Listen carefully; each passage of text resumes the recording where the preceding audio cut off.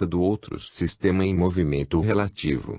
Já a fórmula de equivalência de massa e energia, I igual ΔMc2 sobrescrito, representa um aumento real de massa ΔM sofrido por um corpo que absorveu uma energia E.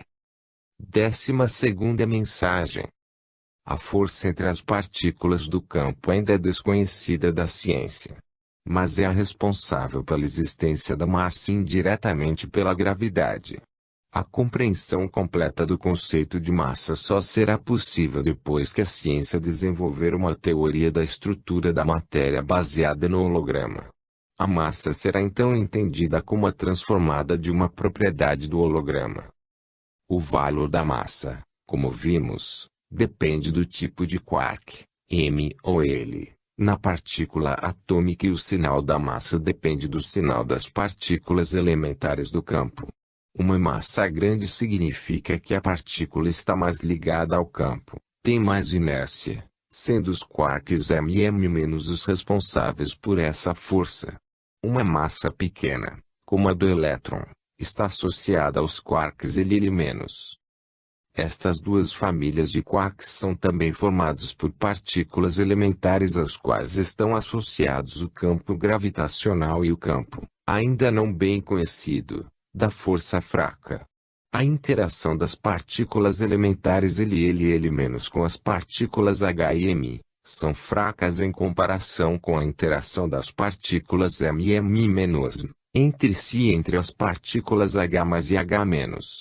A equivalência entre massa e energia pode ser aqui ampliada se considerarmos que as partículas elementares H+ e H- estão relacionadas com a constante H pela quantidade n de pares destas partículas por ciclo de onda. H igual mais ou menos NH mais ou menos. As partículas elementares por si só não possuem massa, mas, quando passam a fazer parte de uma partícula atômica, como no aumento de energia da partícula, elas contribuem para a renormalização e para o aumento de massa devido aos quarks M ou L do campo que serão absorvidos para compensar o aumento de pares H mais ou menos. Não estamos falando da massa aparente da teoria da relatividade, mas sim de um real aumento de massa. A massa aparente depende do movimento do observador e o que estamos nos referindo aqui é o aumento de massa relativamente ao campo, considerado como em repouso relativo local. As partículas e o campo, quando em movimento relativo acelerado, estão constantemente trocando partículas elementares. Esta troca já foi observada como jatos em colisões de partículas de alta energia. Para uma dada frequência V, com energia do fóton igual a nh mais ou menos V, temos um acréscimo de massa equivalente dado por igual mais ou menos mc2 sobrescrito. Note-se que não mencionamos aqui massa de repouso do fóton por não fazer sentido. A energia adicionada aparecerá, como dissemos acima, como um acréscimo de massa na partícula atômica. Substituindo, vemos que o acréscimo de massa m é dado por ΔM igual a nh mais ou menos Vc2 sobrescrito. Consideremos agora a desintegração de um muon, micro mais igual a 1 maior e mais V mais V mais mm micro igual a 1 maior e mais V mais mm. O meson tem 207 μe e gera um elétron e neutrinos sem massa além de mesons, mm, ainda não detectados que voltam para o campo levando consigo a diferença de massa. Da mesma forma, mais igual ao maior micro mais V mais mm igual ao maior micro mais V mais m. Muons e pions são elétrons com grandes acréscimos de quarks, mm-. As partículas atômicas com alta energia também usam esse mecanismo para armazenar energia. A maior parte dos mesons que se desintegram em elétrons liberam inúmeros pares M mais M menos e H mais H menos em frações muito pequenas para serem detectadas, já que possuem carga-massa nula. Estes pares se incorporam ao campo ou dão origem à renormalização da física. A massa negativa do elétron, como já vimos, é interpretada como massa positiva. Sua energia, de fato, é positiva, pela absorção de fótons materiais que se tornam em pares H mais ou menos da renormalização. Na levitação da matéria juntamos partículas m embaixo dos corpos, e partículas m em cima, anulando assim o efeito gravitacional, ou a massa do corpo em relação ao campo material, isolando as partículas m da matéria do campo m do mesmo tipo. As partículas m parecem não ter existência no mundo material, podendo ser interpretadas como buracos, dando interpretação análoga de flutuação ou empuxo com relação ao campo gravitacional. O campo gravitacional é menos denso de m e mais denso de m na direção do centro da Terra. O empuxo assim é em relação à densidade do campo gravitacional material. Campinas, 1º de maio de 1995. Resumo da 11ª mensagem. Conforme vimos, foi feita uma distinção entre o aumento de massa aparente e o aumento de massa por acréscimo de energia, este último se dando por absorção de pares H mais ou menos e de partículas elementares m ou L do campo. A grande diferença entre a massa dos prótons e nêutrons e a dos elétrons se deve à presença dos quarks m nos prótons e nêutrons e dos quarks L nos elétrons e à força com que esses quarks são atuados pelas partículas elementares m e L do campo. Da mesma forma, os mesons apresentam maior massa que os elétrons devido aos pares de quarks e antiquarks m no meson. Infelizmente não foi possível anotar nenhuma relação entre a energia, ou pares H mais ou menos, e a quantidade de partículas m absorvidas do campo. Por outro lado, deve ser notada uma diferença fundamental entre os conceitos de massa negativa descritos até agora pela ciência e os conceitos no presente livro. Na teoria por nós apresentada não se faz distinção entre massa inercial, massa gravitacional e massa-energia. Todo corpo tem apenas uma massa que é atuada pelo campo, num sentido ou no outro. Se um corpo de massa m1 está próximo de um grande corpo de massa m2, sofrerá ação do seu campo gravitacional e do seu campo antigravitacional. Se a massa m1 for positiva e a massa m2 for material, a aceleração de m1 será no sentido do corpo. Se a massa m1 for negativa, a aceleração será no sentido oposto. Não há como considerar que a força gravitacional, em uma massa m1 negativa, será invertida empurrando-a para longe, mas que devido à massa inercial negativa o corpo acelerará no sentido oposto aproximando-se. A massa m1 ser negativa significa apenas que a m1 será repelida pelo campo e, portanto, se afastará da massa m2. Existe também uma diferença fundamental entre o campo eletromagnético e o gravitacional.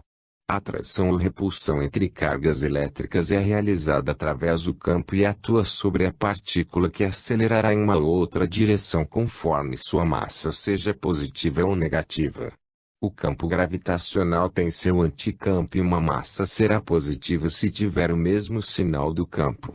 Assim, uma massa negativa no campo gravitacional será positiva no campo antigravitacional, ou seja, a massa é relativa ao campo gravitacional.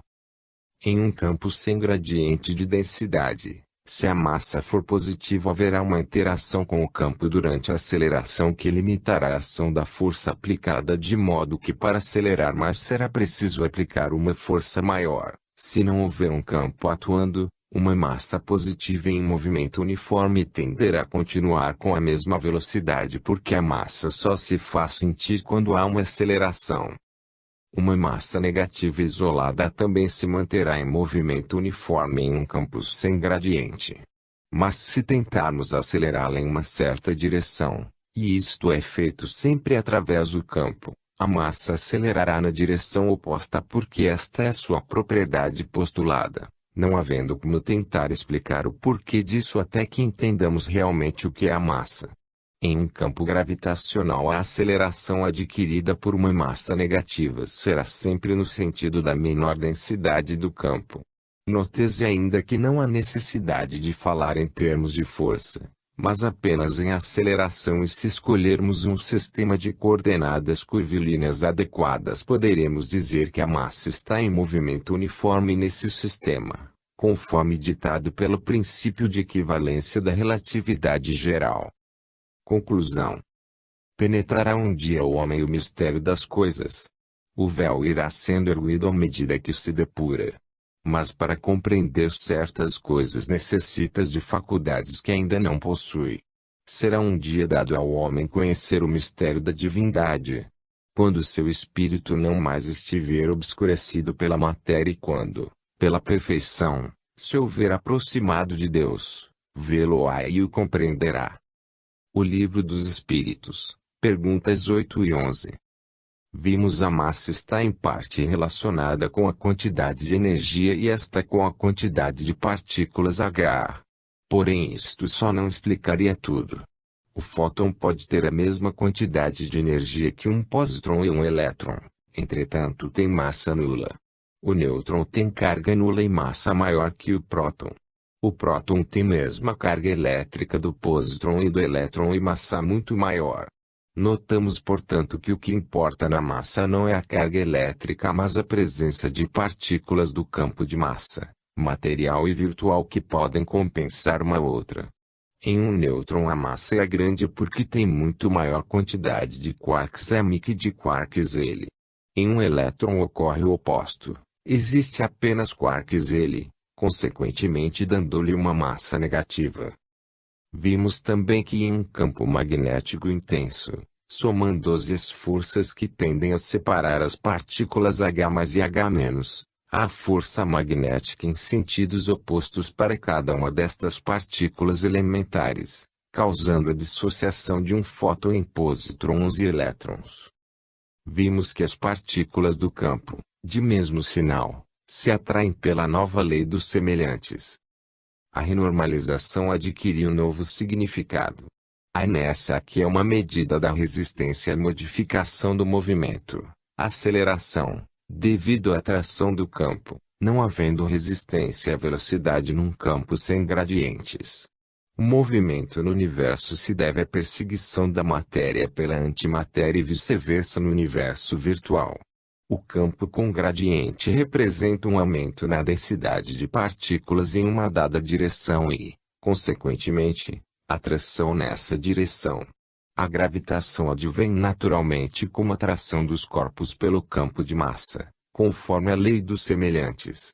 Logicamente, partículas com sinais opostos ao campo seriam repelidos. Levitação. A levitação tem seu fundamento na massa negativa, e a gravitação e o eletromagnetismo podem ser agora unificados. E se o campo contiver os dois sinais, essa ação de atração e repulsão poderá ser reforçada ou cancelada conforme a direção dos dois gradientes. Mensagem mais recente: ficamos felizes por você ter compreendido tão bem as lições. Isto se deveu ao fato de sua mente não estar presa aos conceitos tradicionais, mas ter procurado sempre novas explicações que, como esta, fugissem completamente dos conceitos instituídos. Isso faz a verdadeira ciência, e é necessário grande dose de humildade para ter essa liberdade de compreensão. Você não o teria conseguido sozinho, mas outros teriam falhado desde o começo por acharem absurdos os conceitos apresentados, sem coerência e até contraditórios.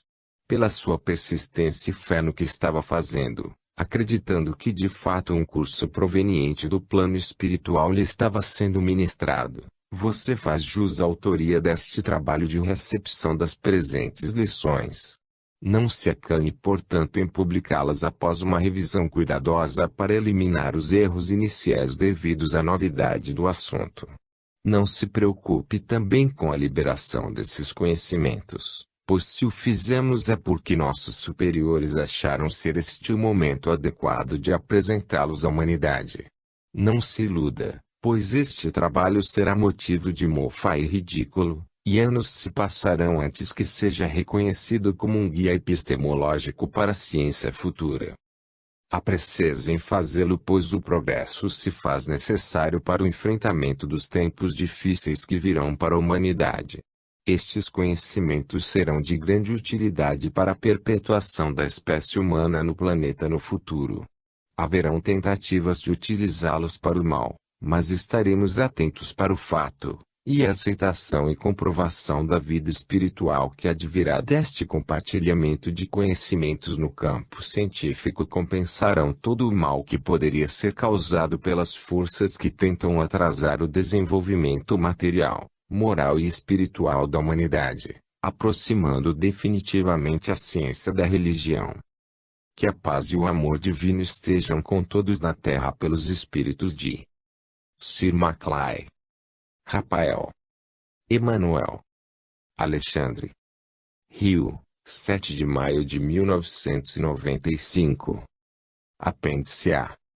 De modo a deixar o corpo do livro intocado, o autor usará apêndices para acrescentar considerações e trabalhos próprios ou de outrem, citando em tal caso nome, endereço e informações pessoais que forem de interesse do colaborador. A ciência terrestre bem pouca coisa é, ao lado da ciência celeste. Só os espíritos superiores possuem